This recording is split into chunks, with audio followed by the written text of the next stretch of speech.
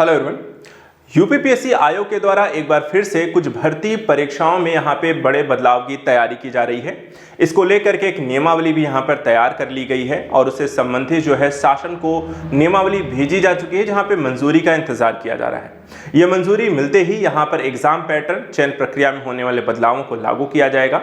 ये 6 भर्ती प्रक्रियाएं या भर्ती परीक्षाएं यहाँ पर कौन कौन सी हैं, इनमें जो चेंजेस आने वाले हैं वो क्या होंगे और ये चेंजेस किए जाने का आधार क्या है वो भी हम यहाँ पे समझ लेते हैं। सबसे पहले देखिए, यूपीपीएससी के द्वारा जो एग्जाम कराए जा रहे थे उनमें भ्रष्टाचार और धांधली के आरोप लग रहे थे, जिसका कारण ये था कि ये जो भर्ती प्रक्रियाएं थी वो सीधी भर्ती प्रक्रियाएं होती हैं और इसमें यहाँ पर हम देखते हैं कि जो चयन का आधार हुआ करता था सिर्फ इंटरव्यू हुआ करता था और इंटरव्यू के आधार पर किसी को सिलेक्ट कर लिया जाता था, जिसमें कहा जाता था कई बार यहाँ पे धांधली और भ्रष्टाचार के आरोप लगे।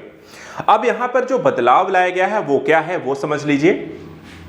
यहाँ पे देखिए, यूपीपीएससी के द्वारा जो सीधी भर्ती परीक्षाएं यहाँ पर आयोजित की जाती हैं, तो सीधी भर्ती में अब स्क्रीनिंग परीक्षा होगी। स्क्रीनिंग परीक्षा देखिए पहले भी होती थी, लेकिन तब स्क्रीनिंग परीक्षा को सिर्फ यहाँ पर लोगों को बाहर निकालने के लिए यहाँ पर यूज किया जाता था। उसके अंक जो होते थे वो चयन का आधार नहीं बनते थे, एक क्वालिफाइंग नेचर के तौर पे यूज किया जाता था। लेकिन अब यहाँ पे स्क्रीनिंग परीक्षा को अब सीधा इसके नंबर भी जुड़ेंगे और इंटरव्यू और स्क्रीनिंग परीक्षा के मिला करके जो नंबर आएंगे उसके आधार पर किसी का चयन माना जाएगा।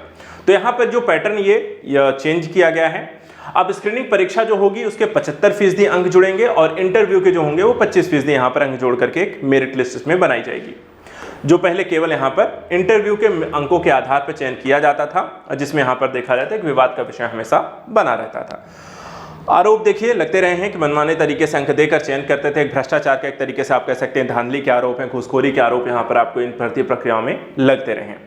चलिए ये भी बात कर लेते हैं कौन कौन सी भर्ती प्रक्रियाएं हैं जिनमें ये आपको प्रक्रिया लागू होने जा रही है। तो इसमें कौन कौन से आने वाले हैं परीक्षाएं वो भी ध्यान दे देते हैं।